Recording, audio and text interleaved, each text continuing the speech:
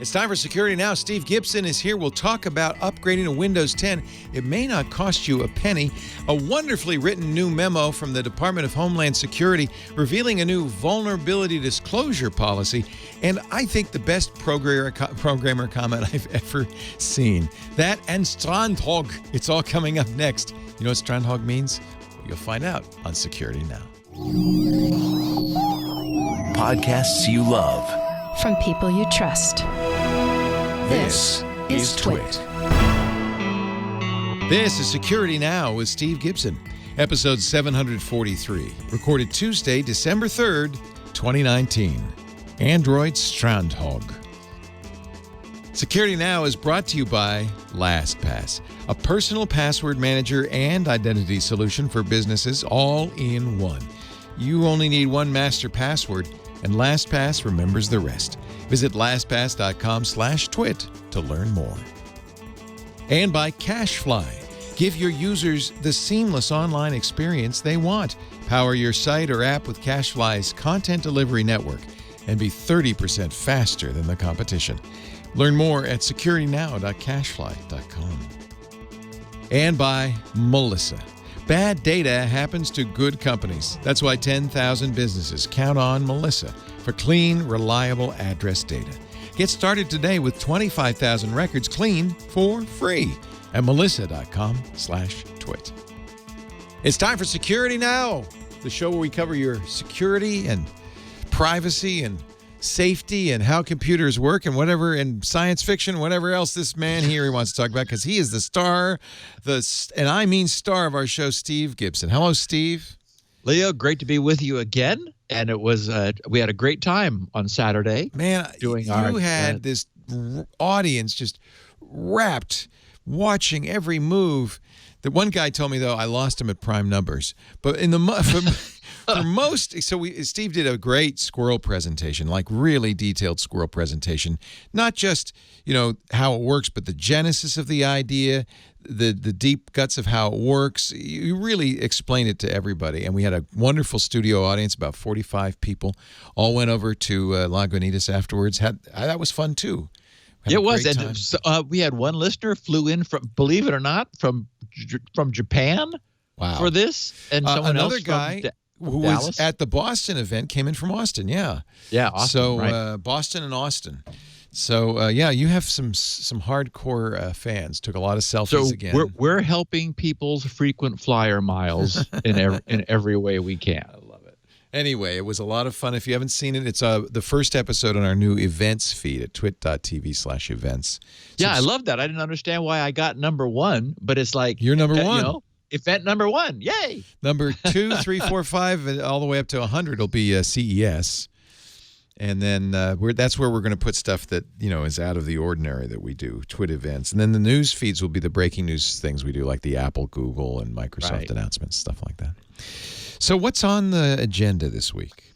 So this is interesting. The title of today's podcast, number 743, is Android StrandHogg. With 2 G's, H-O-G-G, which is a Norwegian word referring to mistreatment by Vikings. And one may wonder how that became our show title. It's because of something really interesting, and it's going to be interesting to see how this evolves. 4 years ago, and we talked about this at the time, there was some research out of Penn State and FireEye, the guys at FireEye Security, noticing that there were some features in Android's multitasking system by design, which they demonstrated could be abused. And Google said, okay, yeah, we don't really think that's a problem. Well, it's now been found in the wild, and it's not good. So anyway, we're going to wrap up by talking about StrandHogg, which is the name that was given to the guys who first found it when banks were reporting that their customers' accounts were being drained as a consequence of what Google deliberately put into Android. Wow. So wow. Makes for an interesting story. But as we approach the end of patching for Windows 7, I wanted to revisit the free upgrade from 7 or 8 to 10, which it turns out can still be done. Also, we have a very important alert for users of HP's SSDs, because they're all going to die.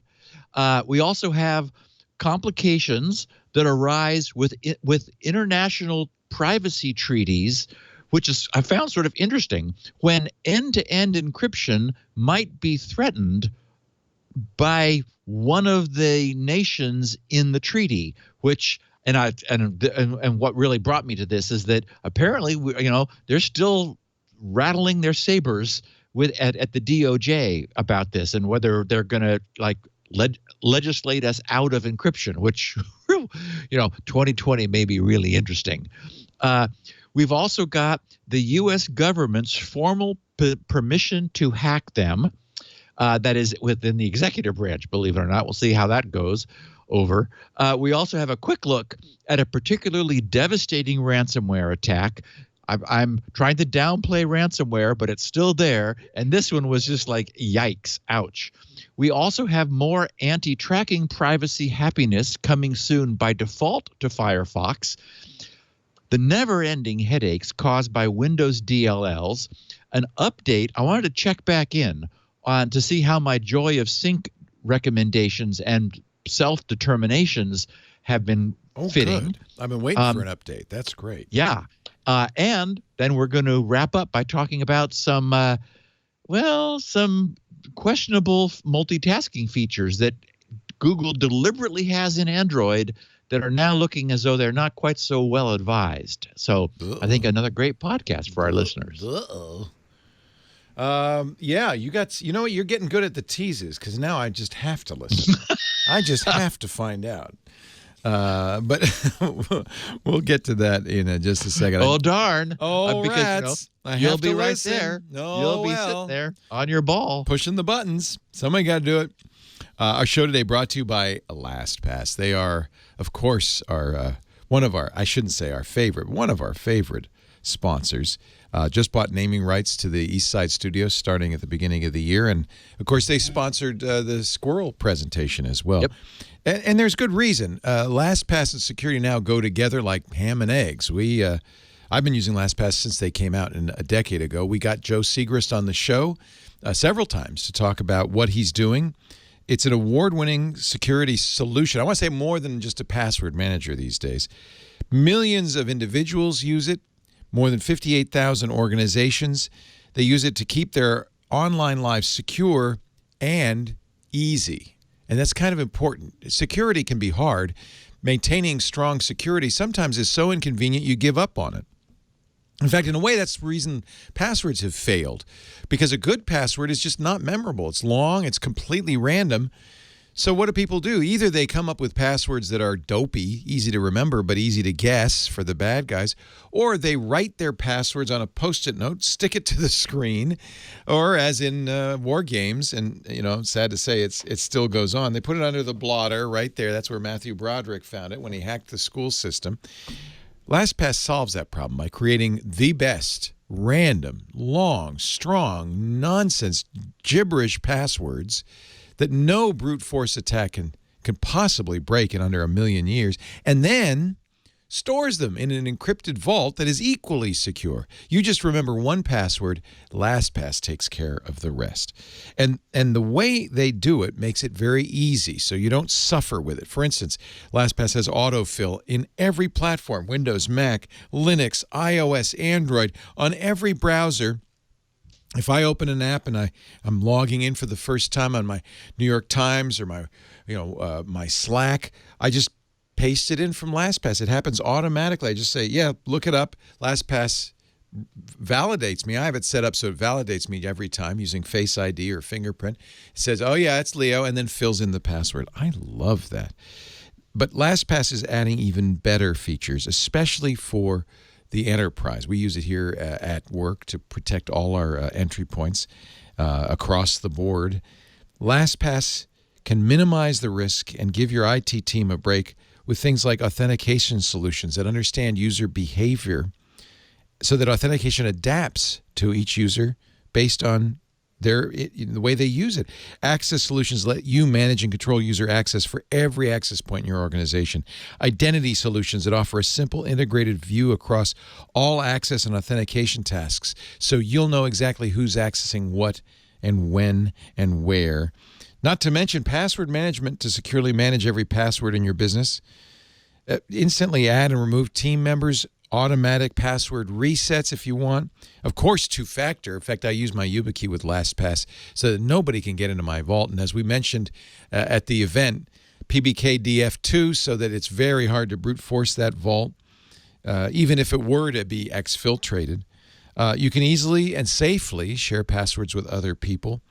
Each employee gets his or her own vault for safeguarding their passwords. And really, as a kind of employment benefit here at Twit, we give everybody an individual personal account as well, because we really want our employees to protect themselves as well as our assets. In fact, LastPass is so strong, so safe, I store more than just passwords in it. That's where our Wi-Fi logins are, our software licenses, employee IDs. My personal LastPass, I keep my passport, my driver's license, my social security numbers. This is what I call real security. We use LastPass Enterprise at Twit, so should you at your business. Check out LastPass's new expanded business lineup with some amazing features that do what traditionally is impossible. Improve security and make life easier for you and your users. Go to LastPass.com/twit. Find out how they can help you. LastPass.com/twit. We thank LastPass for making Security Now possible in all of our other shows. They're a big part of the reason this network survives. Steve? Yes, and I've got my little LastPass icon looking at me in the toolbar of all of my browsers. First thing I install on any new system. So our picture of the week is one I've been holding on to for a while, showing a snippet of comment code at the top of some code. And so this is, as we've often talked about how some comments you're writing for yourself, some comments you're writing for whoever it is that gets stuck with the task of maintaining the code that you wrote. And of course, ideally, people who come along later will augment the comments that they find with more to keep them current. Anyway, so this is a comment block that reads, "Dear programmer, when I wrote this code, only God and I knew how it worked. Now, only God knows." It says, "Therefore, if you are trying to optimize this routine and it fails, parens, most surely, close parens, please increase this counter as a warning for the next person." And then the next line shows as a variable total_hours_wasted_here equals, and it's currently set to 254. So anyway, I just thought that was a hoot. So yes, if you encounter this and the count is large, maybe you should consider not bothering to optimize. Do we know where this came from? This is awesome. No, I don't. Isn't it great? I love it. I love it. So, okay. It turns out today, even though Windows 10 free upgrade ended on the 29th of July, 2016, you can still upgrade Windows 10 for free. And so I just wanted to mention that because I imagine maybe this month, maybe next month, because after all, as we know, middle of next month, middle of January 2020 is the last update, security update, which Microsoft will be providing for Windows 7. Now, we say that assuming that they're going to stick to, and it seems likely that they will, stick to their determination to force anybody who wants more updates into the paid plan for the following 3 years. At the same time, we've seen them reach back even to Windows XP if something really horrific like Bluekeep, in this example, had happened, because, of course, they did go back and patch even Windows XP, because the Bluekeep vulnerability in the desktop server was so bad that they wanted to go back and fix it. So presumably updates stop after the middle of next month, January 2020. And I don't recall exactly what it was, or I didn't know as I was starting to do this research, but I remembered that there was some kind of, I don't know, skeezy way that you could still get an update that didn't really seem copacetic that Microsoft was making available. And I didn't know if that was still available, what was going on. And of course, it never really was clear to me why this was time limited in the first place, why they were, after all this massive push. Remember, there was of course, my own freeware, Never 10. And then there was also the GWX, Get Windows 10, that was like unwanted software that was being downloaded that was really pushing people, and for a while you could push it off, and then it sort of stopped giving you a choice. You had to hit the X button to close the dialog, because you then were only left with a choice of upgrade now or upgrade tonight. And it's like, wait, what happened to no thanks? So after all that, then they suddenly said, okay, we're going to give you a deadline. And I guess the point was to like give people the impression that this was really it, and that if you didn't get it now, then you're never going to be able to get it for free. And in fact, if you want Windows 10 Pro, oddly enough, the download Windows 10 takes you to this page where, first of all, they're trying to sell you their Surface hardware, because you fill out a questionnaire about whether Windows is fast or slow, whether you run one thing or more than one thing at a time. It sort of does this weird profiling of you. Basically, the answer always comes up, oh, you should upgrade to a Windows Surface thing. But if you answer the questions in some way, then it will also give you the choice of, we guess if you just upgrade to Windows 10, you'll be happy enough. So it turns out that. By the way, I don't know what page you're going to, but I don't see that on this page. If you go down Windows 10 confirm. No, I think if you scroll down further, because there was something about having to get the license to qualify for a license or purchase you don't even purchase really the need license. to do that, because you don't need a license is the point. Correct. Yeah. Correct. And that ends up being the case. I didn't have to do any of that. I'm just going to download right here the ISO 64-bit. The key is, in the past, we've always thought, well, if you do that, you're going to have to enter a serial number. Correct. And they say you're going to. And they say you're going to, but you don't. Yes. And are you running this from Windows 7? No, this is on a Mac. Oh, okay. So maybe it's different if you're running it from Windows 7. There may be other entry points. I just Googled Windows Media Creator Tool and went right to that page. There may be other entry points that you've gone through. I created a shortcut for our listeners, grc.sc/win10. So that takes you to, that's just a shortcut to the official Windows 10 software download, which does eventually take you to the Media Creators tool. That's where it gets to. Well, yeah. See, don't follow your link. Just Google Media Creation Tool. It take me right there. This is the #1 link, and I didn't have any of that crap. It's a simple click.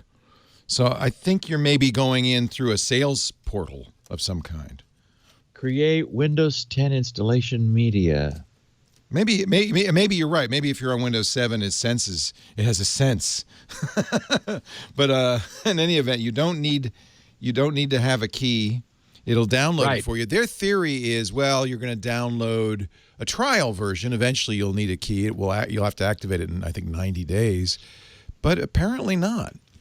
Yes, and in fact, Ed Bott, who we know over at ZDNet, he was curious about all this. He wrote that he had decommissioned a machine back in 2017, a little Intel small form factor PC, and he was curious about the whole upgrade process. And so he went through this process and was told that he was going to have purchase a license to Windows 10.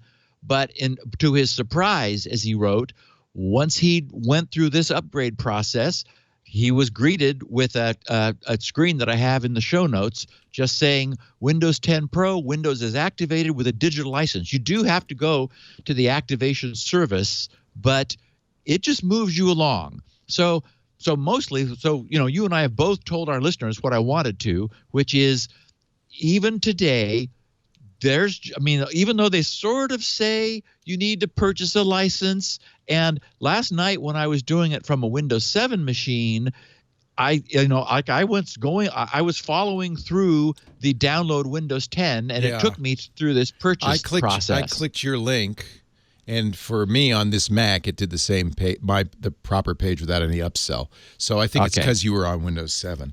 Now there should be a caveat issued here because nobody, Ed Bott, Paul Thurrott, nobody has been able to verify that this is Microsoft policy. What's not clear, and I just want to say it's not guaranteed to work because Microsoft says it doesn't work. It seems to work with everybody we talk to.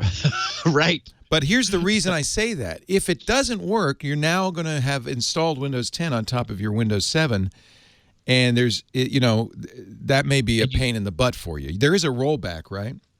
Yes. Okay. Yes. So you could theoretically roll back. Yes, you are able to back out. I'd still back it up before you do this. That would be my and I did also pursue the state of the online dialogue about this. And the only problem that anyone reported was the typical, like the upgrade hung because of some random, hard drive or the USB. There are various reasons why Windows 10 upgrade just fails. And so when it succeeds, Microsoft hasn't fixed that part yet. No. So when it succeeds, you seem to be golden. But as a consequence of the fact that it sometimes fails, all of that rollback stuff is there. And you'll be glad if you have an image too. So just for safety. Yeah, and that would be a good thing to do. Make an image. And but I wanted our listeners to know if they're feeling like, boy, I sure do wish I had gotten it when I could. Well, that I don't think it'll ever not be available. I did see one post on Reddit from somebody who says he worked in the Windows division, and that this is always, you probably saw it too, this has always been the policy. They don't announce it because they want to make money if they can, because it is a $130 upgrade if you pay for it.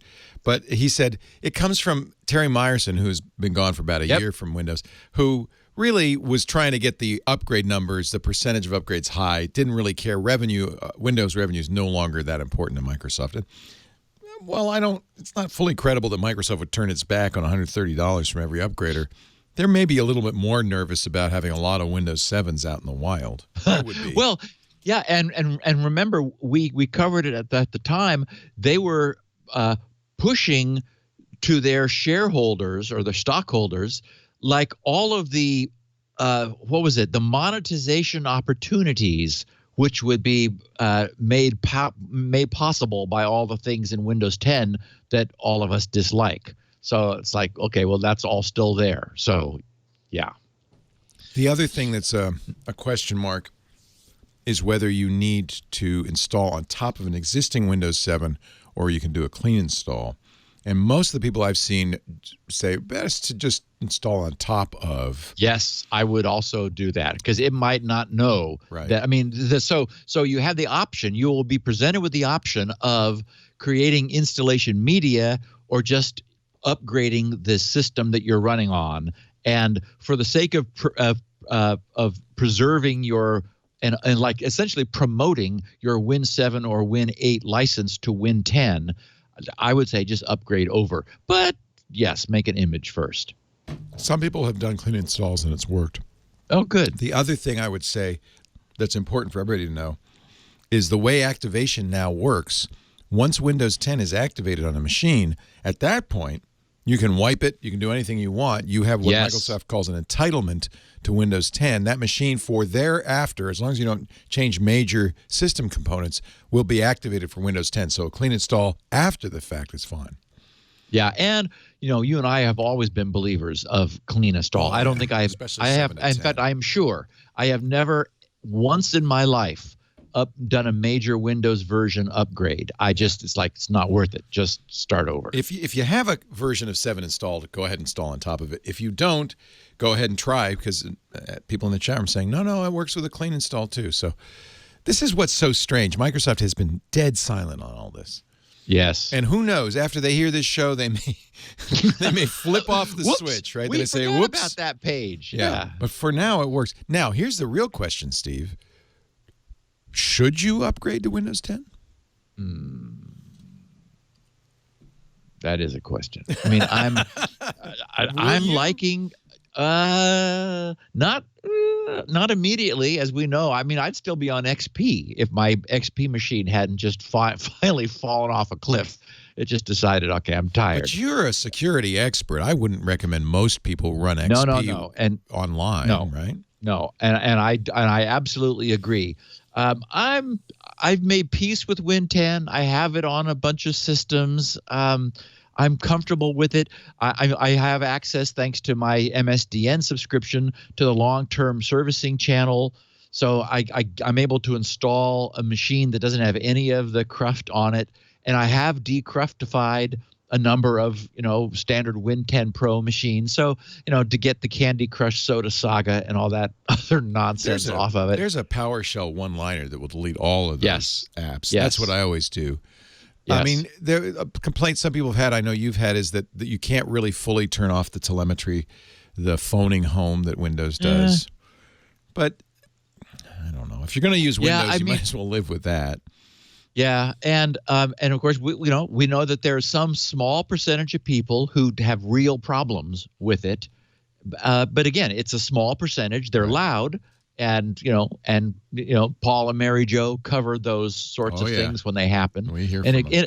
And unfortunately, it does create reputation damage for Windows 10, because people hear that and they go, ugh, I don't want any of that. Personally, I think it's as good as Windows 7, which I think was the best version of Windows Microsoft ever made. I think 10 is fine. I'm not a Windows fan, but 10 is no worse than any other Windows, and it's better than most. How about that? No. Yep, I agree. And the only thing I wish is that this whole rolling Windows forward thing, which continually creates instability. I wish they just let it alone. And I heard Mary Jo saying that last week. They just leave it alone for a year instead of continuing to fuss with it, because they kind of did this. The most recent update, 1909, was barely a feature update. It was really more just a cumulative update of bugs. And I think that everybody loved that. Everybody said, "Oh, thank you." So maybe. Did you see that they've announced now formally what the next one is going to be? I said to Lori, I said to Lori last night, now this is not going to confuse anybody, because they're going to have Windows 10 2004. It's like, wait, what? Huh? In 2020, huh? we're going to get the 2004 version of Windows 10. What? Yeah, Paul and Mary Jo don't like it either. Yeah. What are they thinking? Okay, well, speaking of numbers, we are now counting down to 32768, which the programmers among us know is 15 bits in binary.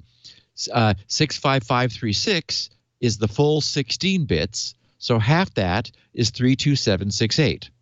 Unfortunately, due to a mistake in the firmware, running a large set of Hewlett-Packard Enterprise class SSDs, the instant the total power on running time of any of those SSDs crosses 32,768 hours, 32768, which is 3 years, 270 days, and 8 hours, all of those drives will simultaneously become totally and unrecoverably offline. taking all of their stored data with it. Oh my God, that's terrible. It's a catastrophe. So HP's customer bulletin, I have a link in the show notes, says bulletin, HPE SAS solid state drives, critical firmware upgrade required for certain HPE SAS solid state drives models to prevent drive failure at 32,768 hours of operation. That's a really concrete MTBF. They all fail at 32,768. All of them. Yes.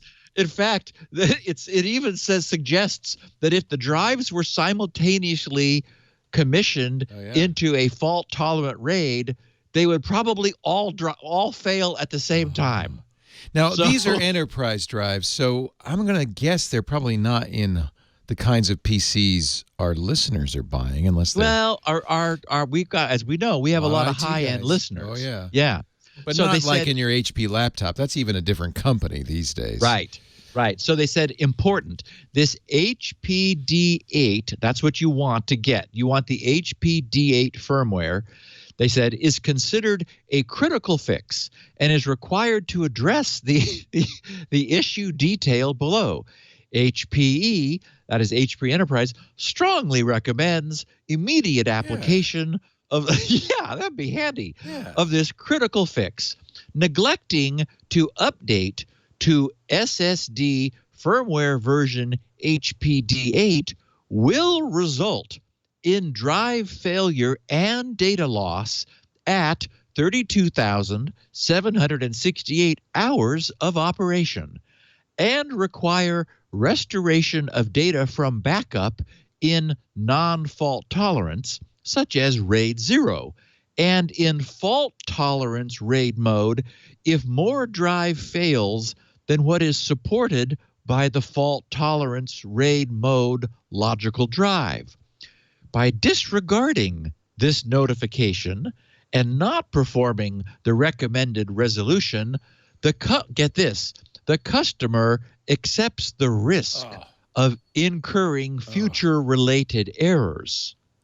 They said HP was notified by a solid-state drive manufacturer of a firmware defect affecting certain SAS SSD models. So it wasn't HP software, their supplier.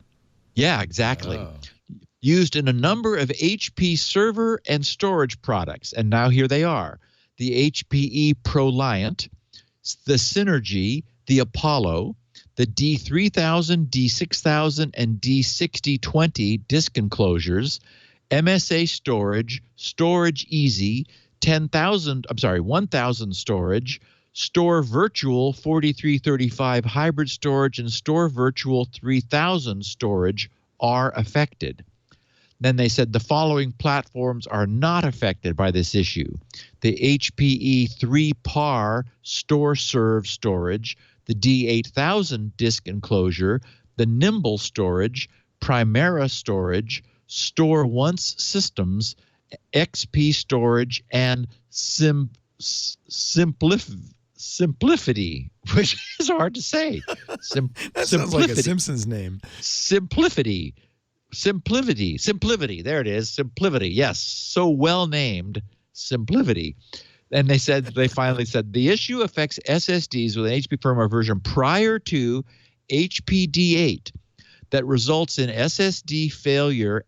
At that time, after the SSD failure occurs, neither the SSD nor the data can be recovered. In other words, it bricks itself. It hard bricks itself at 32K hours.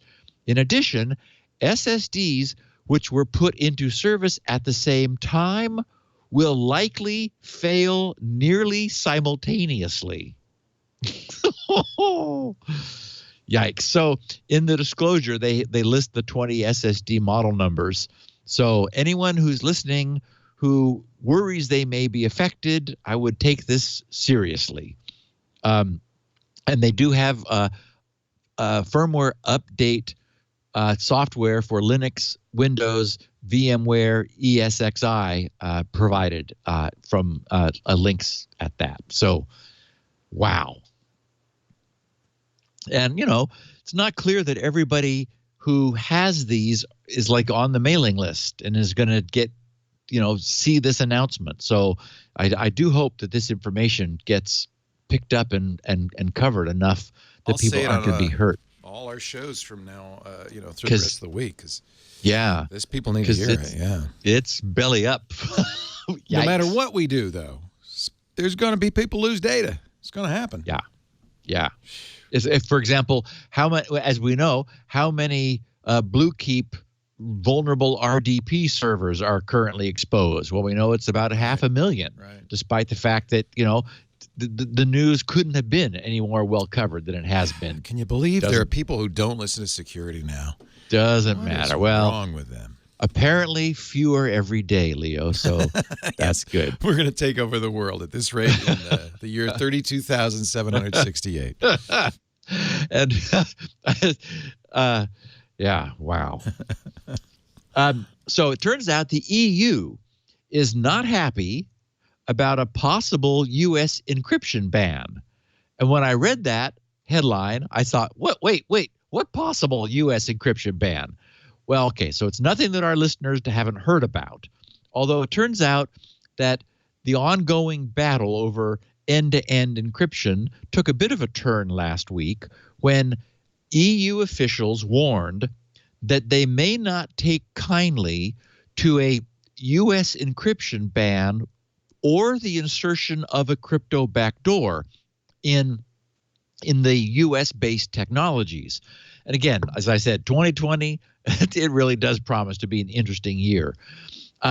Back in June of this year, it turns out that there was a little publicized meeting where senior U.S. government officials quietly met to discuss whether they could legislate tech companies into not using unbreakable encryption. Whoa, I don't remember that. It was not covered. There was apparently a story in Politico that covered the NSC, the National Security Council. Oh, I do remember that, but I just dismissed it as political posturing.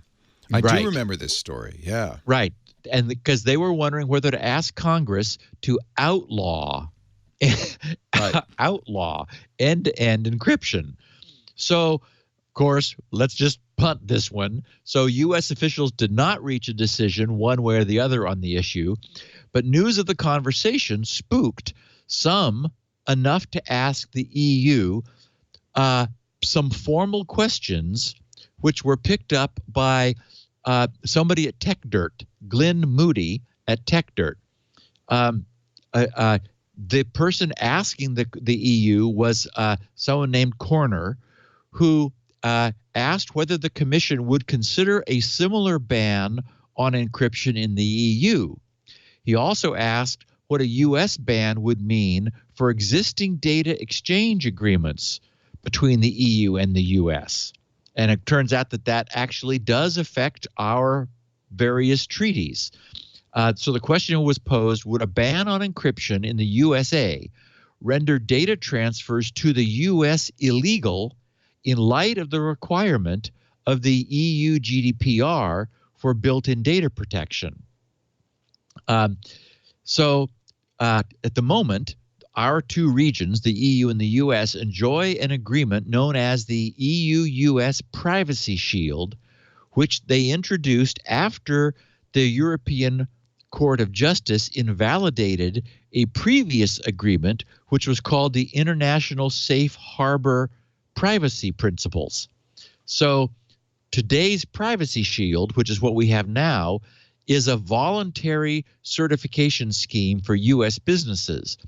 By certifying under the scheme, U.S. companies prove their adequacy to transfer and process data on EU citizens. It shows that the companies have made some effort to follow Europe's strict privacy principles in the absence of any cohesive federal privacy law in the U.S. So it's sort of a stopgap, let's keep doing things while we figure out what direction the U.S. is going to take. On November 20th, just a couple of weeks ago, European Commission officials replied with their answers, confirming that they would not consider a ban on encryption in the region, and pointing out that the General Data Protection Regulation, the GDPR, explicitly refers to encryption as a privacy protection measure. But the answer to the next question was a bit more contentious. They said if the U.S. were to enact new legislation in this area, the Commission would carefully assess its impact on the adequacy finding for the EU-US Privacy Shield, which, as we just said, is that framework which the Commission has found to provide a level of data protection that's essentially equivalent to the level of protection in the EU, thus allowing for the transfer of personal data from the EU to participating companies in the US without any further restrictions. So the jury's still out on how the EU would react to cross-Atlantic data transfers if the US were to implement crypto backdoors, which, it seems unlikely that end-to-end encryption itself would be outlawed, but we keep having U.S. law enforcement being unhappy about the going dark problem and their inability to serve a warrant, at least, which would compel the decryption of specific conversations. So there's an attorney, Ashley Winton, who is a UK-based specialist in privacy law, who explained that a split between the two territories on data exchange could have serious consequences. He said, "We know that under the GDPR, personal data must be held securely. So legislating against strong encryption or introducing legal backdoors is not going to be good for the safe passage of European personal data, howsoever it gets to the U.S. Unlike the annual privacy shield, in theory, if the European court were to determine that the transfer of personal data to the U.S. was no longer safe, all affected transfers could be halted immediately. Well, that's not going to happen, but it's going to cause some sort of kerfuffle. So anyway, I just thought this was interesting that, we're sort of sitting here worrying about what the U.S. is going to do and what's going to happen with our technology. It hadn't really occurred to me that Europe is looking at the strength of their GDPR and essentially requiring that to the degree that U.S. companies end up with EU citizen data, our U.S. companies need to be offering a similar level of protection. And it may well be that law enforcement requiring the ability, depending upon the way it's implemented. I mean, again, backdoor, as we know, is a heavily freighted term, but it may cause some ruffling of treaties between the U.S. and the rest of Europe. So it'll be interesting to see how that develops. And Leo, let's take our second break, and then we're going to talk about this interesting thing that happened in Washington, where the government, agencies of the government, are being encouraged to allow themselves to be hacked. Okay. Yeah, I remember when the NSC considered it, and I think we may have reported on it, but given that by the time the story came out in Politico, they'd already declined to do it, and given the composition of the NSC at the time, I didn't judge it to be a serious interest in doing this. And you could see why, somebody might have said, what if we did this? And then somebody maybe more astute said, if we do that, we can't do business with the EU anymore. Might have just killed it, right? I mean, I don't know how strong the interest is or was in doing it. I hope it wasn't strong. And we know that but Leo, we know it hasn't gone away. No, it hasn't gone away. Yeah, and the FBI director asked for it, and a number of people have asked for it. Let's just hope saner heads prevail. As people say, well, you may ask. You can ask. I think also the fact that the EU said this might have been also a little bit of a, hey, guys, over here, if you do that, just be ready because it's going to cause some waves. That may be the point, the whole point of the EU saying this, right? Right. Just a little reminder that it's not all about you guys. Yeah. Yes. Yeah. It's not all about you Yanks. Yeah. I think that's probably what's going on there. Just in case anybody thought this was a good idea. Our show today, I got a good idea for you. If you deliver content to customers, whether it's podcasts like ours or apps, our sponsor, CacheFly, is actually more than a sponsor. CacheFly has been the backbone of Twit's content delivery since almost the very beginning. When we first started Twit, even in the early days of Security Now, I was really struggling with how to get these shows out in a timely fashion. You may remember how hard it was to download them. I was begging people to seed them on BitTorrent. We were trying all sorts of things. Matt Levine of CacheFly came along, and this is probably 2008, 2007, very early on, and said, let us help. CacheFly is a content delivery network. This is what they do. A CDN is, by its very nature, a faster, better way to deliver content. CacheFly CDN is up to 10 times faster than traditional delivery methods. And because they have servers all over the world, and when you download it from a server that's near you, not only is it faster, it's more reliable. They can offer a 100% service level agreement, SLA, 100%. 100%. It's also about 30% faster than other major CDNs. CacheFly is awesome. They literally are the reason we can deliver petabytes of data to you every single month, thanks to CacheFly. The other thing I love about CacheFly, they will bill you on a yearly usage basis, not on a day-to-day, hour-by-hour, or even week-by-week. And I think that's fantastic because, as you might imagine, all the downloads for Security Now kind of hit real hard on Tuesday night and Wednesday, and then they taper off by Friday. It's a lot less. It's a very peaky, bursty download. And that's true for all of our shows. If I had to check all the time, log in and say, oh, are we over our bandwidth limit? My life would be a lot harder. I've never done that with CacheFly because they smooth it out over a year. I also don't have to worry about that 3 a.m. phone call. Oh, the CDN's down. What do you want us to do? It's never happened. We've screwed up. CacheFly has never screwed up. And if ever there's a reason to call them, they have the best customer service reps. Actually, those customer service reps are waiting for your call right now because they'd like to show you how they can save you, as they do with many customers, as much as 20% over your current CDN bill. All you have to do is visit securitynow.cachefly.com. No pressure, no sales. It's just, this is our CDN bill today. What can you do for us? And I think you'll be impressed. In most cases, 20% savings, and that goes a long way. When this is an expensive business. It's not like broadcasting where you're going to have one listener or a million listeners that costs you the same. Every single person downloading our shows costs us money. If we didn't have CacheFly, I don't know what we would have done. securitynow.cachefly.com. If you're thinking of a CDN or you have an existing CDN and you want to go with a better solution, you got to go CacheFly. CacheFly.com. securitynow.cachefly.com. Back to Steve Areno.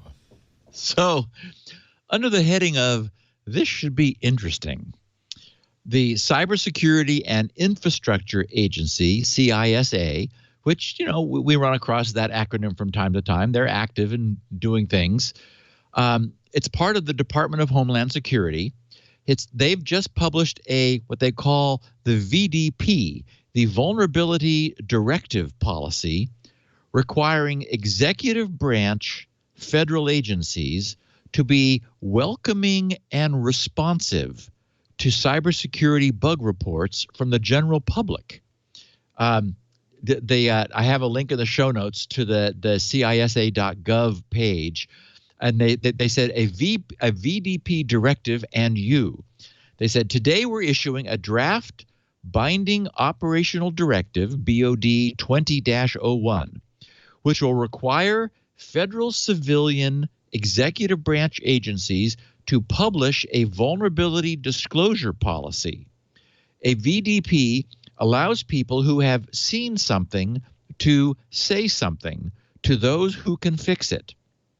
It makes clear that an agency welcomes and authorizes good faith security research on specific internet accessible systems. In preparing this directive, we worked with several agencies that have VDPs and made an effort to align the directive with federal guidance, international standards, and good practices. But this directive is slightly different from others we've issued, where agencies are directed to take an action and then CISA verifies the action has taken place. Here, while agencies must maintain VDPs that are the beneficiaries of vulnerability reports, it's the public that will provide those reports and will be the true beneficiaries of vulnerability remediation. That's why we're doing something we've never done before with our directives, seeking public feedback before issuance. We want to hear from people with personal or institutional expertise in vulnerability disclosure.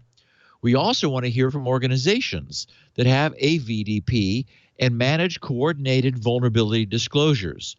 In seeking public comment, we're also nodding to the fact that, to our knowledge, a requirement for individual enterprises to maintain a vulnerability disclosure policy has never been done before, and certainly not on this scale. So what does the draft directive do?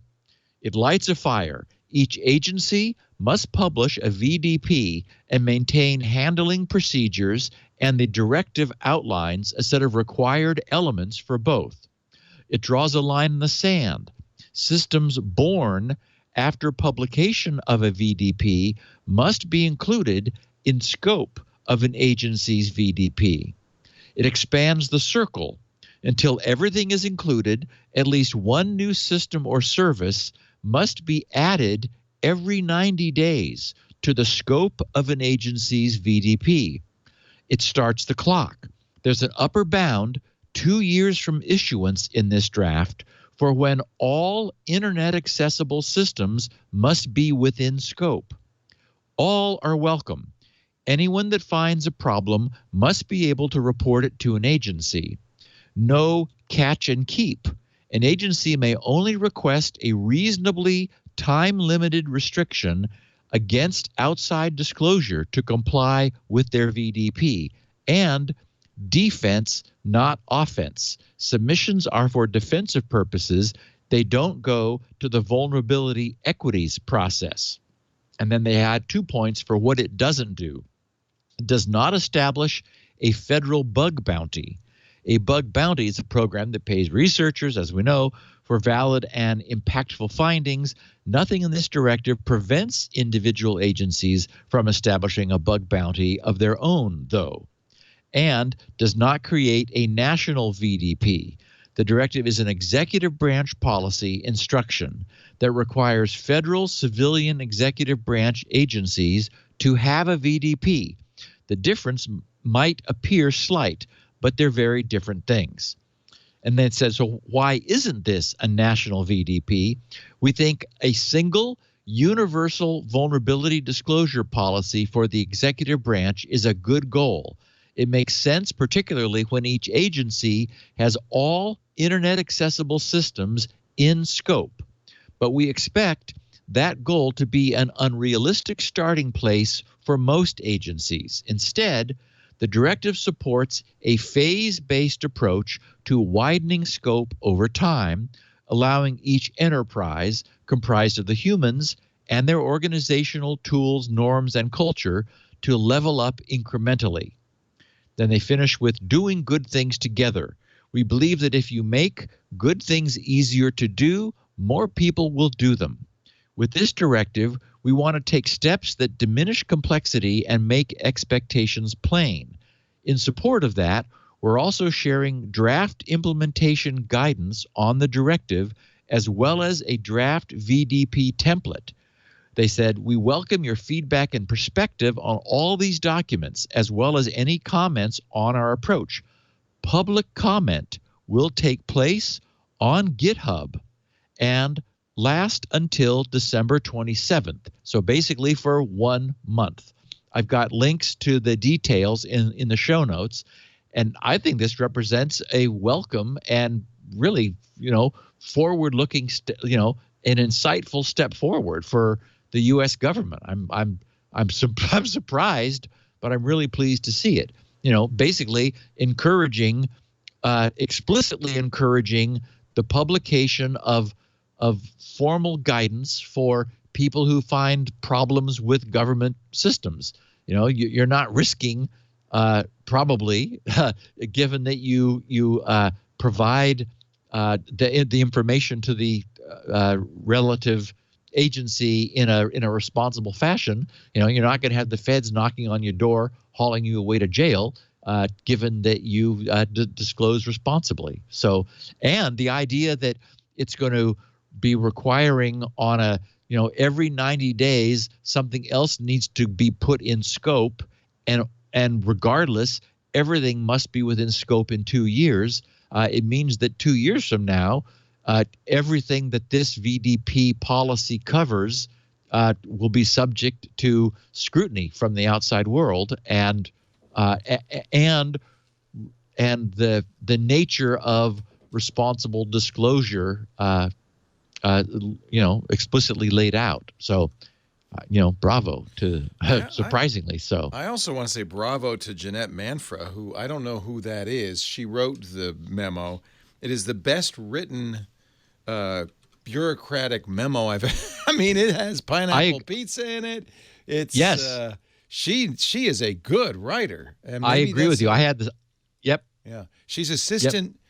She's not some flack hired to write these either. She's the assistant director for cybersecurity for the Department of Homeland Security. So she is a fairly high up bureaucrat, but man, can she write? I agree. I thought it was really well written. Oh, she's a former communications specialist and military intelligence officer. Wow. They're doing something right there, I'll tell you. Yeah, nice. I have to get her on one of our shows. You think she'd be able to talk about stuff?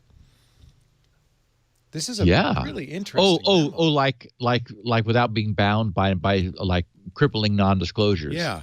She says at CISA we work to do good things. Some are easy, like eating pineapple on pizza. And she has a link, by the way. Some are hard, like managing risks in 5G. Yet we know if it's hard to do good things, most people won't do them. And reporting a vulnerability on a government system shouldn't be so hard. Yes. It's really well written. Anyway, sorry, I threw that in because No, I'm glad you did, because that helps. See that. Yes. By the way, the pineapple pizza takes you to an article on understanding foreign interference, the war on pineapple. Okay. This is interesting. Targeting divisive issues like pineapple on pizza, moving accounts into place. This is actually a really good slideshow on how foreign interference works. Pineapple pizza controversy rocks the U.S. Oh, right. Fake news. Fake news. Yep. Wow. I'm impressed. Wow. I'm sorry. I didn't mean to derail. No, I'm glad. I'm glad for that. Deserves some credit. So, as our listeners know, last summer was the summer and like sort of before the school year, the summer where I had a hard time. I think ransomware was the overwhelming topic of the podcast for 3 or 4 weeks running, because there was just so much of it happening. And I promised I wouldn't, do that anymore. But sometimes something that's particularly egregious happens. And so it's necessary to just take a moment and mention it. In this instance, we have this is like the big win, unfortunately, for ransomware guys, is when, and we've talked about this also, the managed service provider. The idea that there is a single organization that is providing managed services to some large network of their customers and clients.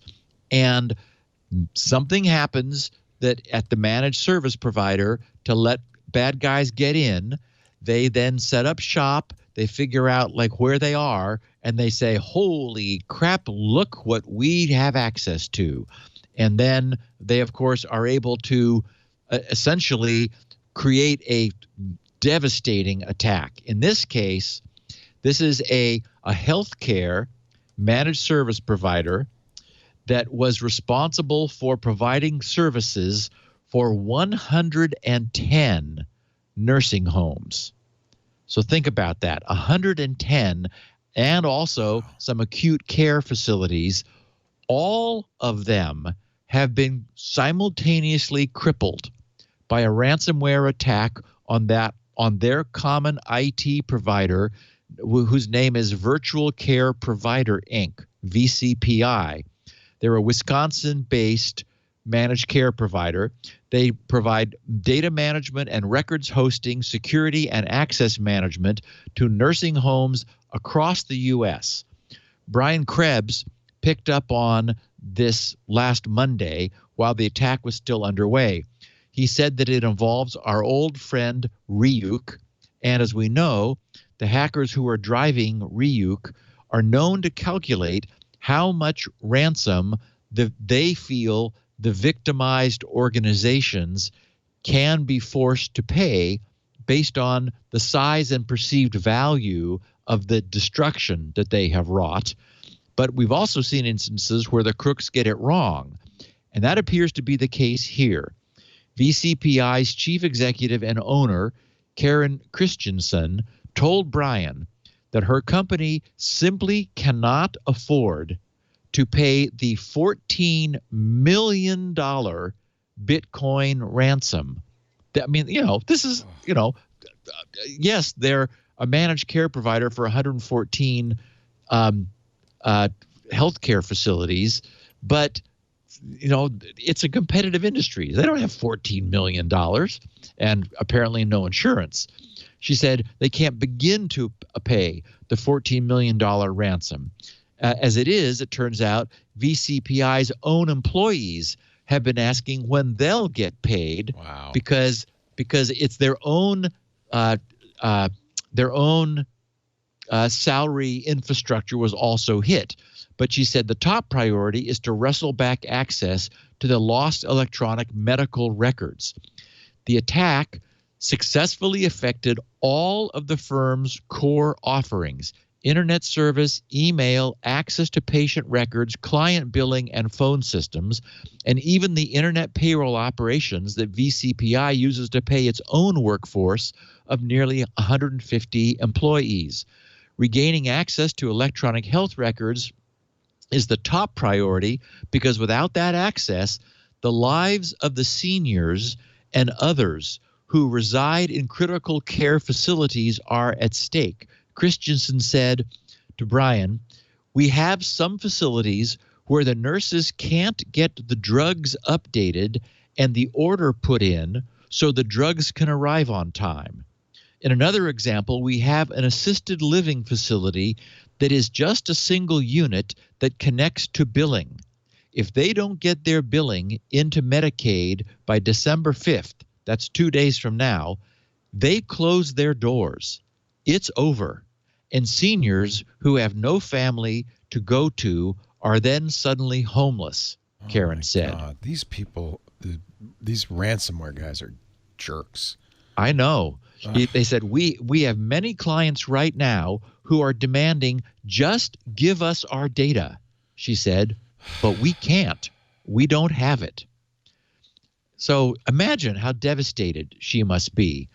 A report from Vanderbilt University's Owen Graduate School of Management noted that the corrective actions being taken to harden and secure facilities and systems can, at least temporarily, worsen the problem. They wrote, corrective actions are intended to remedy the deficiencies in privacy and security of protected health information. However, enhanced security measures may introduce usability, which they said we define as the ease of use problems. New security procedures typically alter how clinicians access and use clinical information in health information systems and may disrupt the provision of care as providers require additional time to learn and to use the new and modified systems. In other words, additional layers of security can be annoying, but of course they can prevent this. But anyway, obviously the the group behind Ryuk are serious. And in another similar attack, there were hundreds of veterinary hospitals were similarly affected. So, I just wanted to point out that these sorts of cyber attacks that are of this nature, are having devastating effect in the real world. And as you said, Leo, these guys are just real creeps. Ugh. They're also stupid because they're asking for more than the company can pay. They're never going to get money. So right, it probably is a 14-year-old. With no real life experience. That's too bad. That's the problem with real is Script Kiddie can do it now. Anybody can do it. Yeah, exactly. And Brian reported that the attack was unleashed inside VCPI's networks around 1 p.m. Central Time on the 17th of November. So it's been happening for some time. It could have been lying in wait for a while as the intruders mapped out the internal networks and compromised the resources and data backup systems in preparation for the ultimate attack. Because, of course, they want to nuke the backups also, and if they have any opportunity to do that, because that renders the victims utterly helpless. And so apparently, these people, were acting as responsibly as they could, but the bad guys were in there long enough to be able to find and compromise their backup systems as well. So, we just can't say, well, yeah, you deserved it because you weren't doing the right thing. And this takes me back to the point I've been making about any of our listeners who may be in enterprises using managed services. What tends to happen is that the managed service provider just says, well, give us remote desktop access into your network. We talked about last week how most managed service providers have admin level access into the networks of the clients that they're providing services to. Well, yeah, that means if something gets into the managed service provider, they have admin access into, the networks of their clients. You don't want that to be you. Generally, that level of access isn't needed. So everyone wants it because it's easy. In the same way that we used to all just want to run as admin because, oh, look, I can do anything I want to without having to switch users. And we've learned the lesson of how that's not safe. So, boy, be really careful. It's not just your own network that you need to be careful about. You really need, essentially, as IT, you're indirectly taking responsibility for the security of anybody who you let in. And managed service providers are getting knocked over. So I just wanted to drive that point home again. Whew. Firefox is seriously pushing back on tracking signal leakage. As we know, cookies are not only the most obvious, sanctioned, and most easily controllable aspect of web browser-based internet tracking, they are what people use by default. But as we've talked about, fingerprinting makes use of many subtle signals that browsers may send in an attempt to lock onto a user who's deliberately attempting to thwart cookie-based tracking. And as it turned out, when I was putting this together last night, I realized, oh, yeah, me too. I was sitting in front of a very wide screen. It's 3840 by 1600 screen. And so it's impractically, I think it's probably the one that Lisa has, Leo, because I know you have mentioned that I've heard you say that Lisa has also a really it's so wide... amazing. Every time I see it, I say, I want this. And so, you don't run a browser full screen on a screen that wide. Right. It doesn't need it. No, It's ridiculous.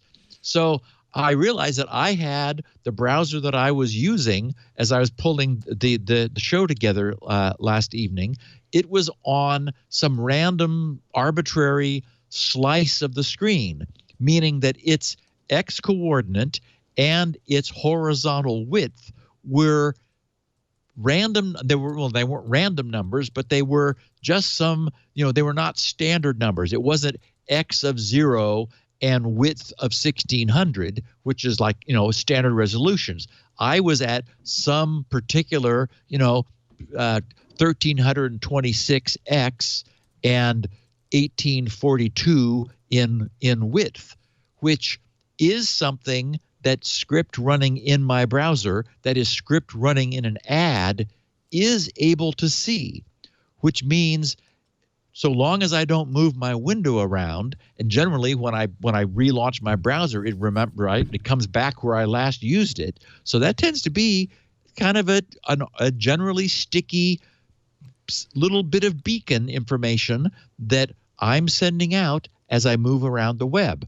And there are, as we know, all kinds of similar soft signals, which when they're merged together can serve to profile us, like things like what time zone we're in, the exact pixel layout of our browser, which fonts we have installed in our system. And, so just deleting cookies no longer tells the whole story. We talked, in fact, about how there was a navigator.getBattery function, which was allowing advertising scripts to determine the exact battery charge of the machines their users were using, and note that it tends to change predictably over time. I mean, it's we tend to think, oh my Lord, nobody is going to go to the trouble of like monitoring that. It turns out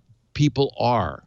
So anyway, that's the backdrop against which Firefox has been very vocal about introducing explicit anti-fingerprinting code into the base browser. It's there now, but it is not turned on by default. And we've talked about various of these things over time. Like it's even possible for an ad to draw something with vector art and then snap the pixels that result and look at subtle variations in the way lines are drawn and rendered into digital pixels. Turns out those things vary subtly from OS to OS and from version of operating system and browser to browser. So there's that. Absolute screen coordinations coordinates would be obscured. The image extraction would be blocked. They're considering rounding window dimensions to multiples of 200 by 100. Only specific system fonts would be enumerated. The time precision would be reduced to 100 milliseconds, and 100 milliseconds of deliberate jitter would be added. The keyboard layout would be spoofed. The locale would be spoofed to simply English and US. The date input field and the date picker panels would be spoofed. I mean, there's like clearly the bad guys have gone to so much effort in order to pick up on signals. The time zone that we're in would not be accurate. It would be spoofed to UTC so that everything would be uniform, and all device sensors would be disabled. Turns out, you can read things like position of the device that the user is holding. So, of course, the downside to all of this is that any websites that were making legitimate and beneficial use of those details, like, we talked about how could you use battery level? Well, maybe if you were a particularly conscientious gaming app, you might back off on the amount of high energy GPU usage if you saw that a laptop's battery was getting lower. Or you might, proactively say to the user, hey, you better save your game. Looks like things are getting dangerously close to low. So there are, useful things this can be done for, or useful applications for these things. But unfortunately, it turns out the actual users of these, as instrumentation has shown, are the bad guys rather than the good guys. So despite the fact that all of these features have been added to our browsers over time, they're being used against us more than for us. So the good news is, as we know, there's a tyranny of the default. Most users are running Firefox just out of the box. Our listeners probably already have fingerprinting turned on. I know I do.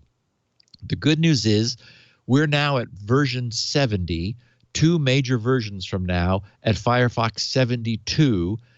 If everything continues to go smoothly, that fingerprinting default will be switched to on. So as Firefox is updated across the board to version 72, this kind of long-term fingerprint tracking will, at least for Firefox users, become increasingly difficult and, arguably soft to a point that it no longer provides sufficient precision for the bad guys to even bother with it, which will be a nice thing.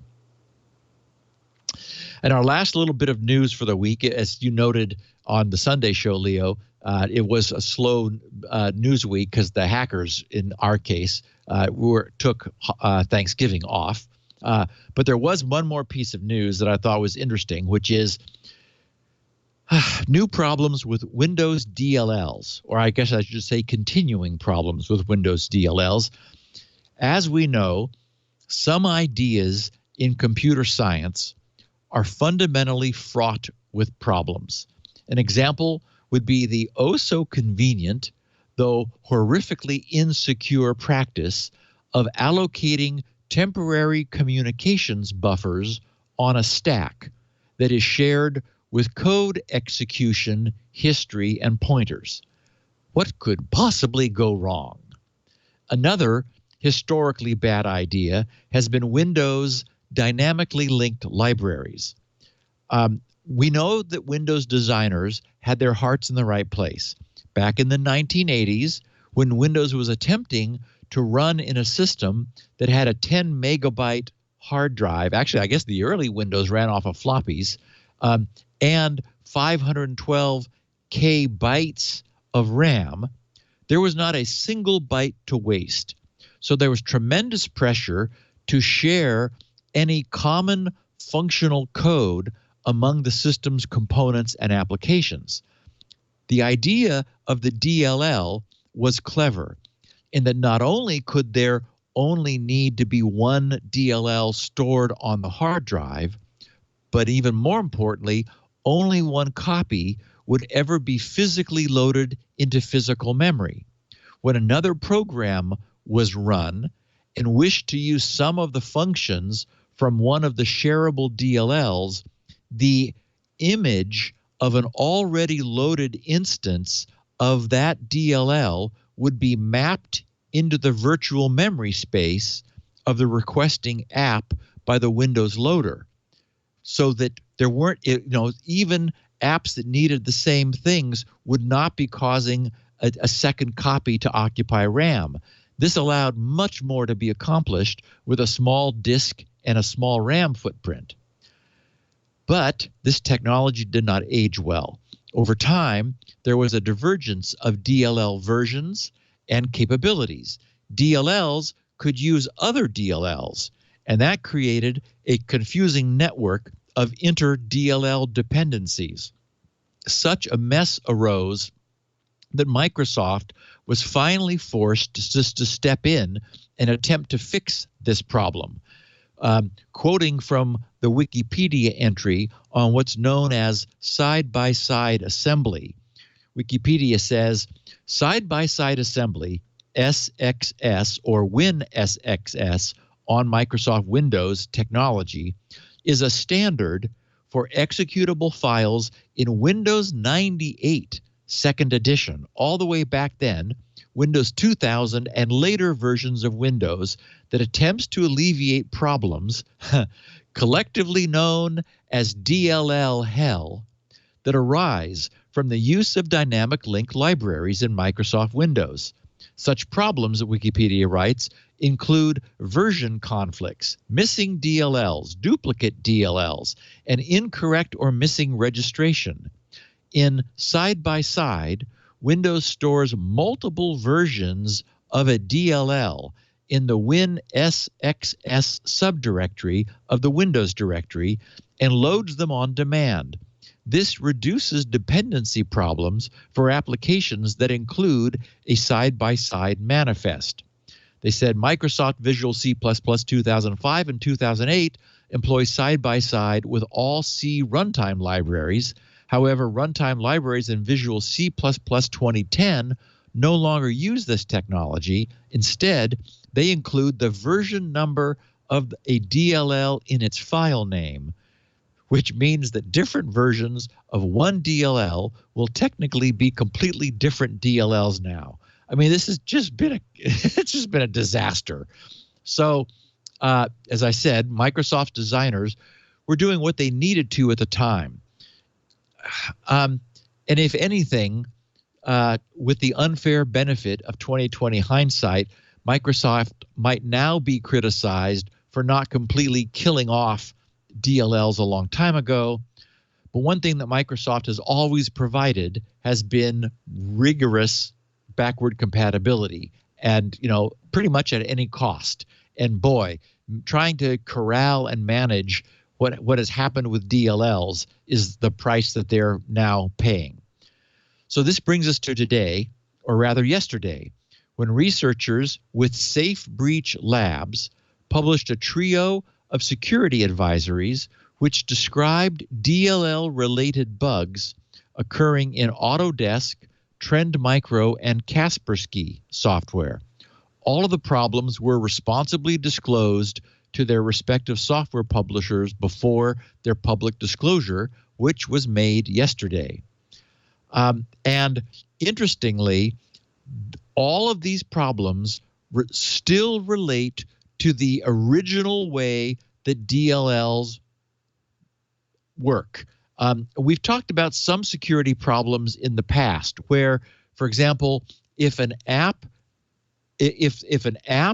references a DLL, the Windows loader looks around the system for the DLL.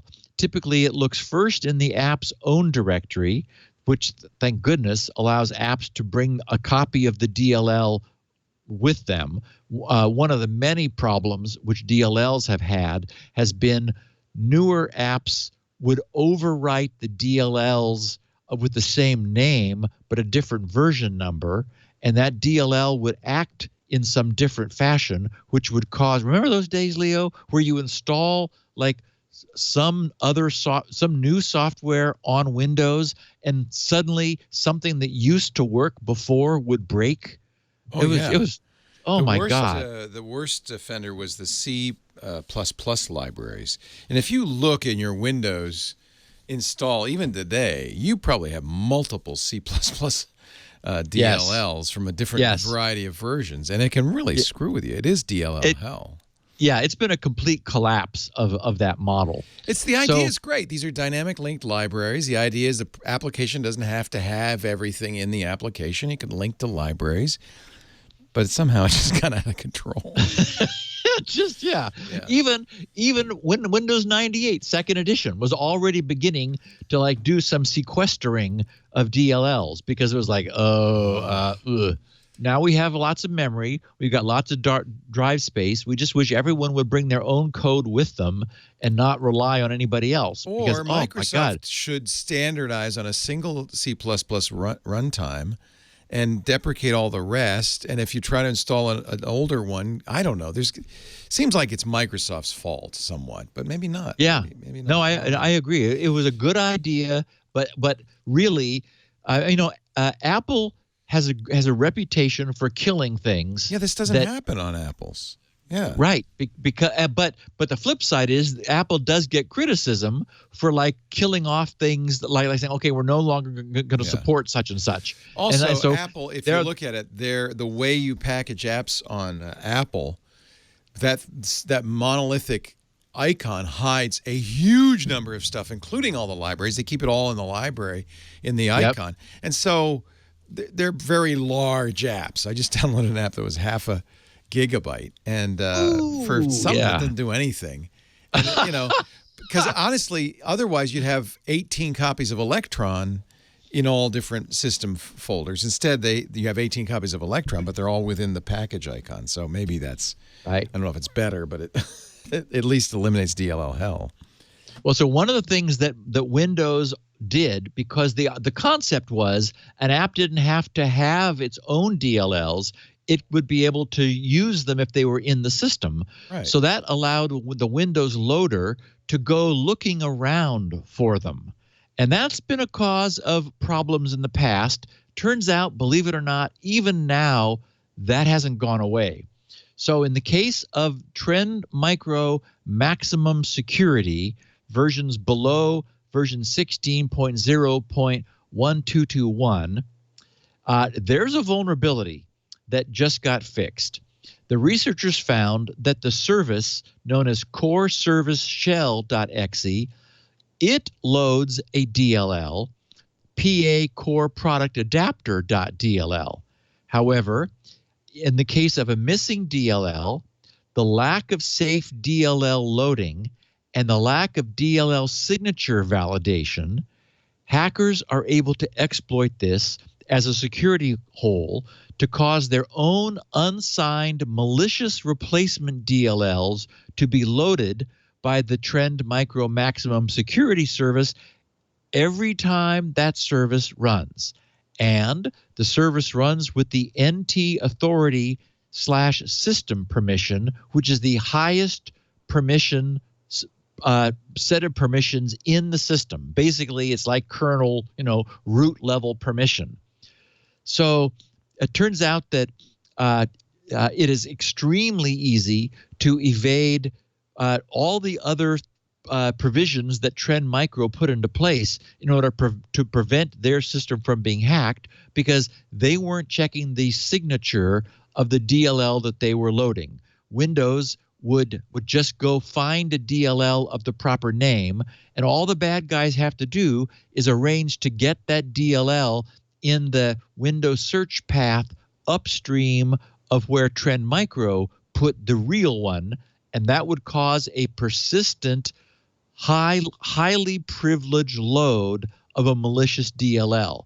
So there, as I said, this whole DLL thing, not only do things not work, but it has been a serious security problem moving forward. The second vulnerability in Kaspersky Secure Connection is a VPN client, part of Kaspersky's Internet Security Solutions, which is used, the VPN is used to create a secure connection back to the vendor's servers for transferring updates and information. Like Trend Micro, their VPN versions below 4 does not check the signatures of the DLL it loads. And it also runs that DLL with maximum system permissions. And because it's a DLL, it's possible for the bad guys to drop a malicious one elsewhere in the system, in the Windows DLL search path, which Kaspersky will cause to have loaded and executed, preferentially to their own, thanks to Windows. And Autodesk, not very much different.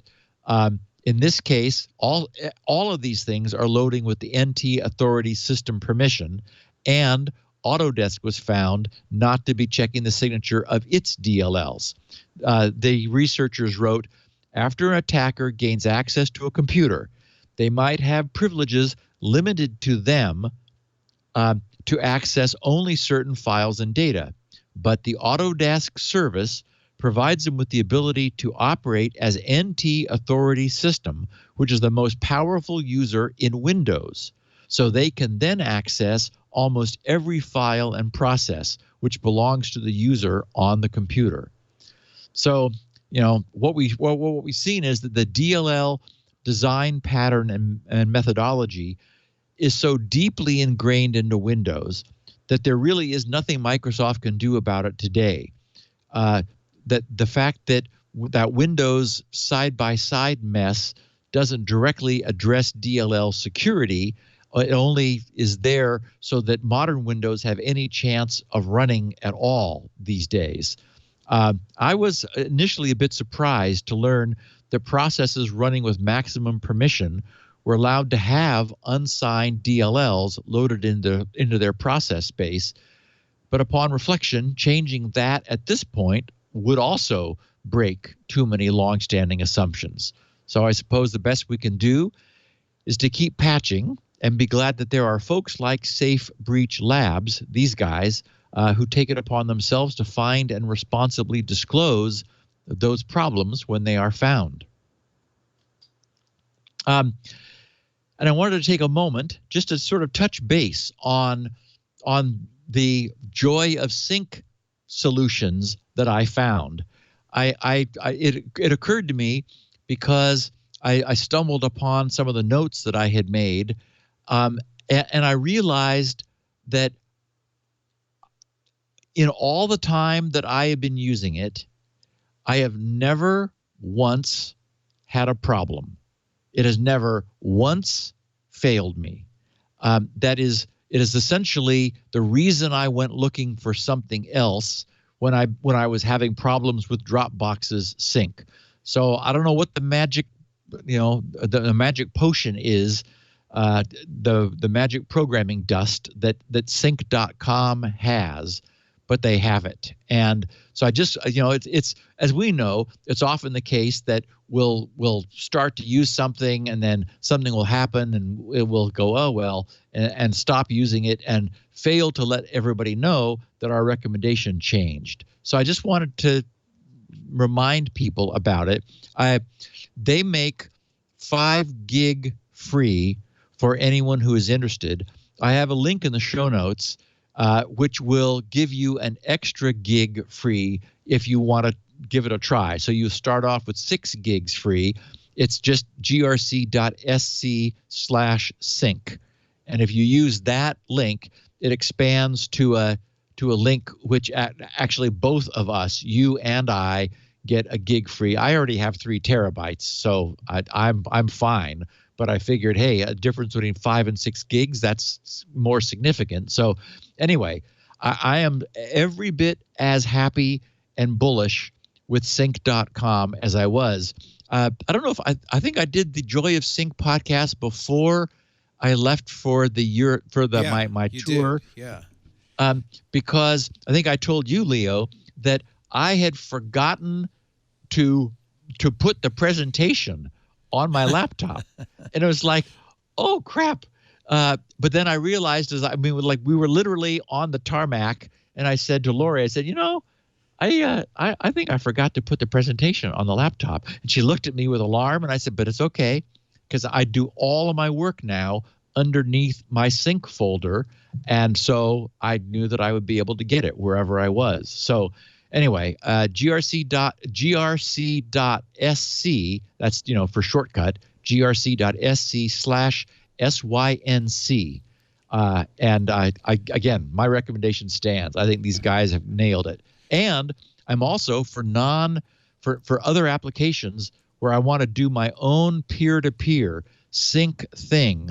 I have been using it also extensively for other purposes where it doesn't make sense to there's no need to sync to the cloud, and sync thing has never let me down. And I have it running on my Drobos. It's keeping my 2 Drobos in sync as well. So anyway, I just wanted to touch base. You mentioned that sync.com. I wanted to use sync.com because it's end-to-end encrypted, which is awesome. Yes, in fact. Go ahead. Well, they don't have a Linux client. Yes. That is the one problem. They don't have Linux. They understood after we talked about it on the podcast, and a lot of our listeners said, hey, thanks, but would love to use it, but without Linux. And so anyway, they did receive that message. I hope they make one. Because of that, ended up using pSync, or pCloud rather, which is not end-to-end encrypted, but they have a end-to-end encrypted folder. They do have, so you can say this folder I want always end-to-end encrypted. Right. Which for my purposes was actually sufficient. I'm not too worried about it. They also had, I like this, a lifetime price. I think it was like $200, and that's it for 2 terabytes. So I just bought the 2 terabytes for life and I just use it as. In some ways, I'm wondering if people really need NAS as much anymore. If as storage gets cheaper, keeping the cloud, for me it ends up being much more convenient than my Synology NAS. I just keep everything. I still run the Synology NAS, so I have a local backup. But I think it's a pretty nice solution.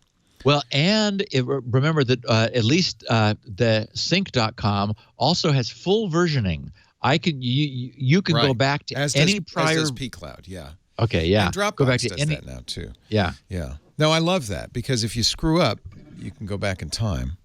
I'm actually pretty happy with pCloud, and they do have a Linux client, and that's for me half of my computing's on Linux, so I kind of have to have that. I do understand. Hey, speaking of Linux. Our friend Robert Ballecer, the digital Jesuit, is in the news.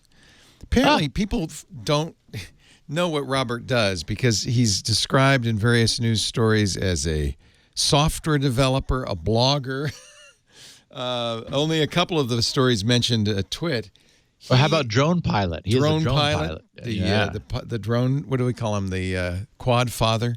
But he wanted to spin up a less toxic Minecraft server, and he did at minecraft.digitaljesuit.com. But, and he talks about it here on this video on Rome Reports, I am sad to say it was overwhelmed and DDoSed out of existence almost immediately after the Rome Reports story. Robert tweeted yesterday, I'm looking at the logs of the Minecraft test server, and it looks like there's a handful of people, of course there's always that handful, who are constantly connecting and disconnecting to fill the player slots and kill the server. So he admitted it was a test server. He asked online on his Twitter account which server he should put up. He likes Rust. He's a big Rust fan.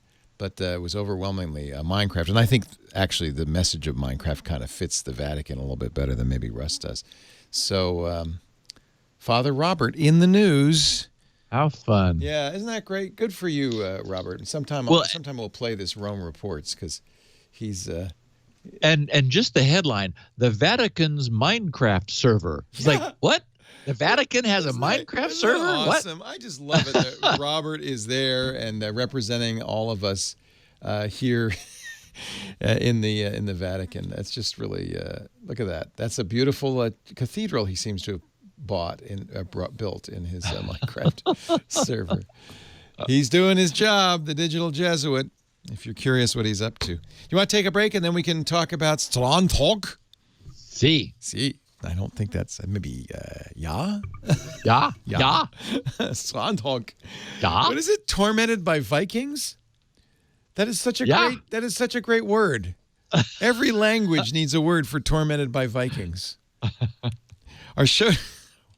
If Vikings are tormenting your mail list, you need Melissa. Now, see, that's a little bit of a stretch. I don't think anybody's got Vikings in their mailing list. If you do, you really need Melissa. Melissa is the leader in address verification. Every address in the world is covered, from Adelaide, Australia to Zipaquirá, Colombia. We all know there's nothing good about bad data. It costs money, it hurts sales, it decreases customer satisfaction. I spent a good portion of my day yesterday, my day off, cleaning our Christmas card mailing list. And that only had 176 entries in it. If you're having problems with bad addresses, duplicate records, and bouncing emails, it's time to come clean with Melissa. Lots of big companies use it. Delta Faucet, Z1 Motorsports, Car2Go. Delta Faucet was able to improve their call center processes with global address auto-completion. Melissa is able to reduce the fraudulent e-commerce transactions for C1 Motorsports by 90%. Melissa provides a full spectrum of data quality protection for your customer data. You can verify postal addresses, of course, but you can also verify mobile numbers, even email addresses. You can update the addresses of customers who have moved. You can eliminate duplicate records. And you can even gain additional customer insight into your data because Melissa also has analytics. Easily build address verification and customer data validation into your custom application because Melissa has a great, easy-to-use API. They also have CRM cloud connectors and e-commerce plugins. You can even just upload, I should have done this yesterday. Darn it, why didn't I think of that? Upload your customer file for a quick data cleanse. And by the way, Melissa is absolutely secure. They're very serious about managing your data. They undergo constant independent security audits, independent to reinforce their commitment to data security, privacy, and, of course, compliance requirements. They're SOC 2, HIPAA, and GDPR compliant. Did you know, this was a stat, I talked to these guys, they're great. They're out of Victoria in British Columbia. Did you know that mailers spend $20 billion a year in mail that cannot be delivered? Don't lose customers, don't lose cash, make every address count. And just as bad, and I don't know if there's numbers for this, pestering customers by mailing 3 or 4 or 5 catalogs or brochures to the same address. Melissa stops it. Bad data happens to good companies. 10,000 organizations worldwide trust Melissa to get their customer data clean and accurate. And I have something for you and your Christmas card list. You can get 25,000 records cleaned for free, up to 25,000 cleaned for free right now at melissa.com/twit. MELISSA. Melissa, like the girl's name, melissa.com/twit. Or if you want to know more and talk to these really nice people, 1-800-MELISSA. They are a great company with a great product that is really useful, and I think this is one of the best offers for any of our advertisers. I bet you could use this right now. 25,000 records cleaned free, so you can just see what they can do at melissa.com/twit. I only had 176, but I did, I used Bill Atkinson's photo card, and every year he emails me, he's getting more and more irritated each year, saying, could you please clean up your address list? Because I have to fix all these addresses each time. Bill, I think I got it. I think I got it clean. But let me know. Otherwise, I'll use Melissa. Melissa.com/twit. Steve? So I found the reference. The group that, yes, Promon, who we'll be talking about, calls this vulnerability StrandHogg, which is Old Norse, referring to the Viking tactic of raiding coastal areas to plunder and hold people for ransom. That's the Strand, probably. So I guess they weren't. I guess those Vikings weren't all just glamorous. It wasn't all mead and beards. Viking horns. No. So these guys, Promon security researchers, have found proof of a dangerous Android vulnerability, which, as we know, they call StrandHogg, that allows real-life malware to pose as legitimate apps with users unaware they're being targeted. They are a partner with the security firm Lookout, whom we've talked about several times. Lookout confirmed that they've identified 36 malicious apps exploiting the vulnerability. And among them were variants of the BankBot banking Trojan, which was first seen in 2017. During testing, Promon researchers found that all of the 500 most popular Android apps, as ranked by the app intelligence company 42 Matters, are vulnerable to StrandHogg. All versions of Android are affected, including Android 10. Is this their logo, or did you make this up? Yes, no, that's their logo. In fact, there's one on their page that has that mask on top of one of the Android bots. There's 2 Android bots on either side, and then that one in the middle is the evil Android bot.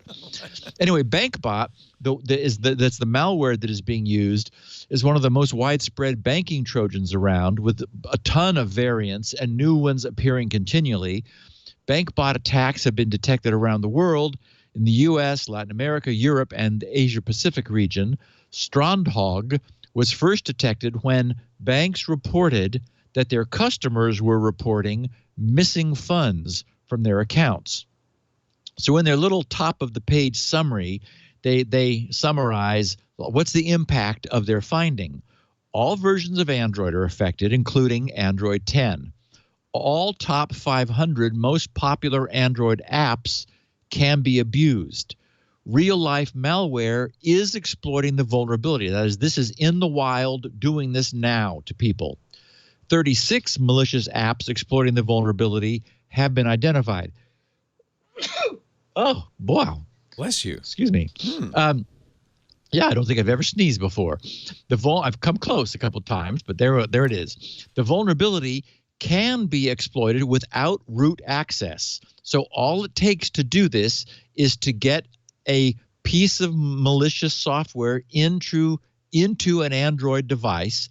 And unfortunately, Google is always removing malicious code from the Google Play Store.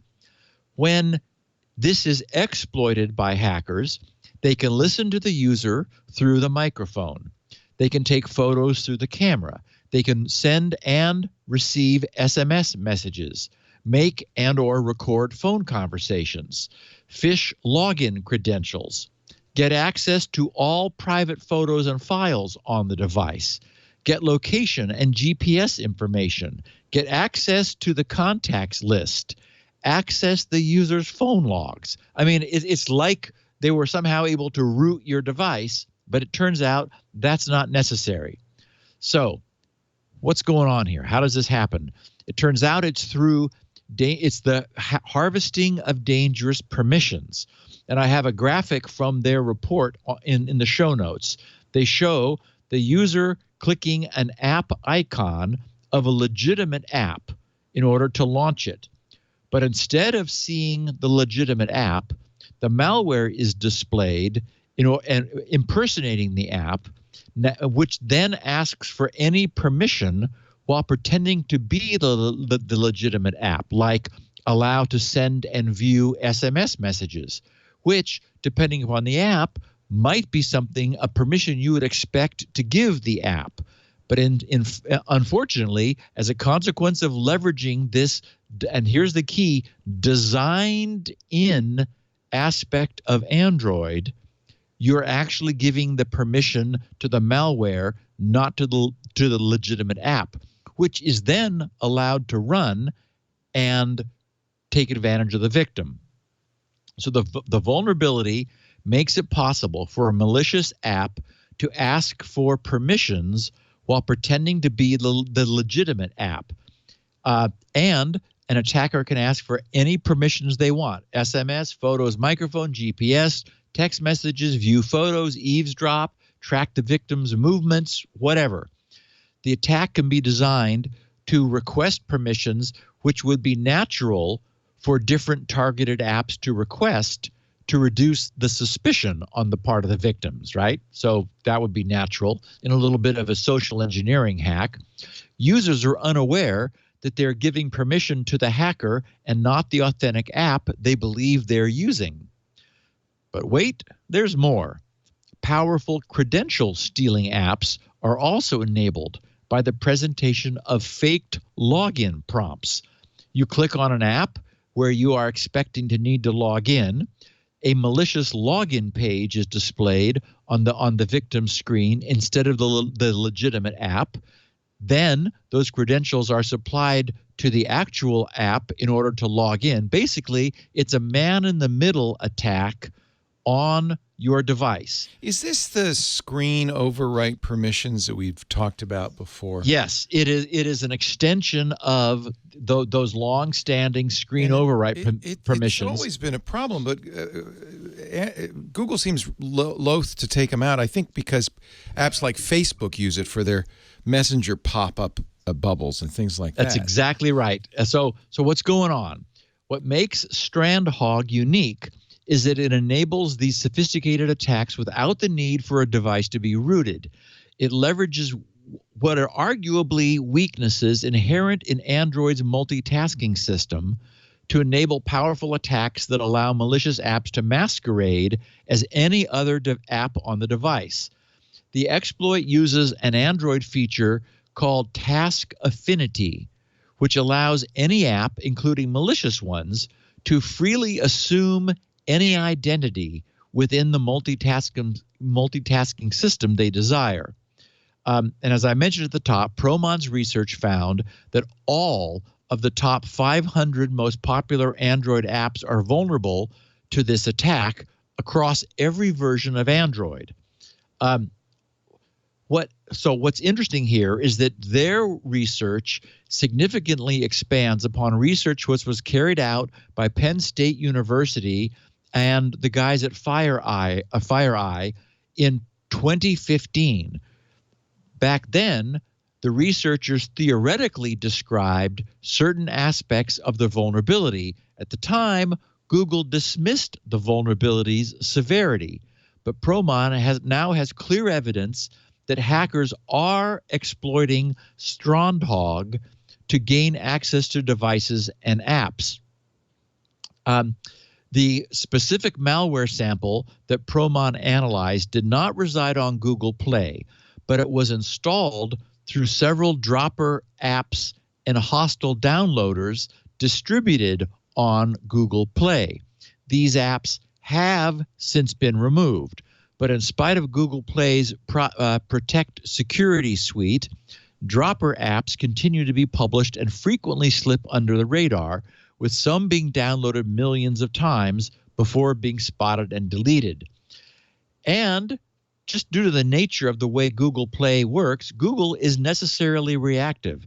Of course, they will remove anything that they become aware of, but this means that some people are downloading and being hurt by malicious apps in the interim. For example, there was one Cam Scanner, which was a PDF creator that contained a malicious module.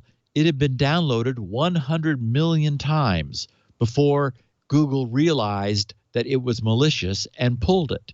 So Promon's CTO, their chief technology officer, Tom Leismos Hansen, he commented, "We have tangible proof that attackers are exploiting StrandHogg in order to steal confidential information. The potential impact of this could be unprecedented in terms of scale and the amount of damage caused, because most apps are vulnerable by default and all Android versions are affected." So I wanted to dig a little bit deeper into this. I was curious about what are the details. So I went back and I found the original security research, which was presented at the 2015 Usenix Security Symposium back in August of 2015. The researchers titled their paper "Towards Discovering and Understanding Task Hijacking in Android." And in their abstract, they wrote, "Android multitasking provides rich features to enhance user experience and offers great flexibility for app developers to promote app personalization. However, the security implication of Android multitasking remains under-investigated. With a systemic study of the complex tasks dynamics, we find design flaws in Android multitasking, which make all recent versions of Android vulnerable to task hijacking attacks. We demonstrate proof of concept examples utilizing the task hijacking attack surface to implement UI spoofing, denial of service, and user monitoring attacks. Attackers may steal login credentials, implement ransomware, and spy on users' activities. We've collected and analyzed over 6.8 million apps from various Android markets. Our analysis shows that the task hijacking risk is prevalent. Since many apps depend on current multitasking design, defeating task hijacking is not easy. We've notified the Android team about these issues, and we discuss possible mitigation techniques in the paper. So this is not news to anybody at Google working on Android. And then I dug a little deeper. I was wondering about this allow task reparenting attribute. So it's in the Android 1.6 SDK. It's called allow task reparenting. And as an example, they said if an activity, and this is from androidcookbook.info, if an activity has its allow task reparenting attribute set to true. It can move from the task it starts in to the task it has an affinity for when that task comes to the fore. And as you can hear, that sounds like exactly what this malware has been designed to do. It creates an affinity bound to some task it wants to impersonate, turns on allow task repairing, and then automatically gets switched into that task's process. They said, for example, and this was the example they give, suppose that an activity that reports weather conditions in selected cities is defined as part of a travel application. It has the same affinity as other activities in the same application, the default affinity, and it allows reparenting. One of your activities starts the weather reporter, so it initially belongs to the same task as your activity. However, when the travel application next comes forward, the weather reporter will be reassigned to and displayed with that task. So, in other words, this has been designed to do this. There is something designed into Google which if malware is allowed to be installed in someone's device without itself needing any permissions, without itself needing any deep access, is able to look around the phone, see what's there, create these affinities, and then impersonate by doing a UI layer, exactly as you said, Leo, a UI layer over the real app in order to obtain the permissions for itself. And that is now being actively exploited in the Google Play Store for any new malware which is installed and does this until it is identified as doing so and then removed. And then, of course, another instance of it is installed under some other name. So I don't know what Google's going to do about this. They know about it. Maybe the fact that this report is now public as of yesterday, and this will, is now getting some real scrutiny. Maybe they have some means in the works to fix it, but haven't implemented it yet. But this, if nothing else, will turn up the heat on them, and that's just all for the good. We've seen this before, and they didn't fix it last time, as you mentioned 4 years ago. I think it's because there are major apps like Facebook Messenger, which is you don't use Android, but there's a chat bubble feature, which I really like. If you get a Messenger app chat, a little head will show up in a bubble on top of the screen that you can move around, you can tap, you can interact with it. So it is part of its multitasking capability. And I suspect they don't want to turn it off because they don't want to get Facebook angry. Yeah. Notice that's not available on Apple. You can't overwrite the screen. Nope. There's the peril involved. I'm always, I love Android, and I'm very happy with my orange Pixel 4.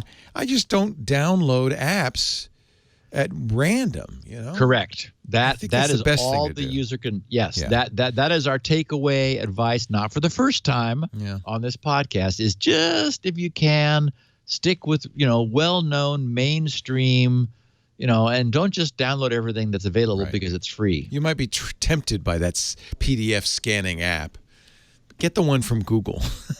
Don't get the one from Sleepme or whatever it is. Right, and the fact that 100 million people have downloaded it doesn't mean that it's safe. Wow, that's amazing, isn't it? Yeah. Terrifying. Now, you'd have to be targeted in this attack, or no? Well, no. And this thing doesn't know who you are. It will find out who you are. And then contact the servers and say, hey, I have access to Leo's phone. Would you like to see what he's doing right now? Exactly. Okay. Jeez Louise. Steve Gibson does it again.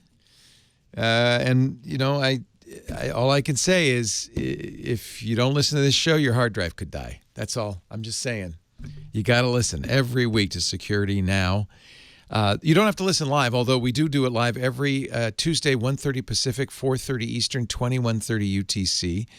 figure out what your time is, and go to twit.tv/live. There's audio and video, so you can listen while you work. Boss will never know. It's good. Actually, the boss should encourage it. It's a good way to keep up on all the perils, risks, and inside and outside baseball stuff have to do with technology. You can also, if you are listening live, chat with us at irc.twit.tv. Always a very active chat room during this show. You can get on-demand versions of the show. Steve's got kind of two unique versions. He has a 64 kilobit audio file, but he also has a 16 kilobit audio file. So if you're on a bandwidth limited connection, that's a great choice. It's a little scratchier, but at least you get it.